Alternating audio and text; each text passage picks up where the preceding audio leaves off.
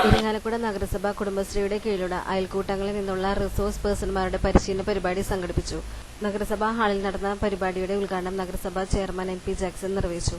CDS chairperson Shamla Shaji അധ്യക്ഷത വഹിച്ചു. നഗരസഭാ vice chairman Satheesh Puliyath, senior councillor Radhakrishnan master തുടങ്ങിയവർ സംസാരിച്ചു. ജില്ലാ റിസോഴ്സ് പേഴ്സൺമാരായ റസിയ, മായ എന്നിവർ ക്ലാസിൽ നേതൃത്വം നൽകി.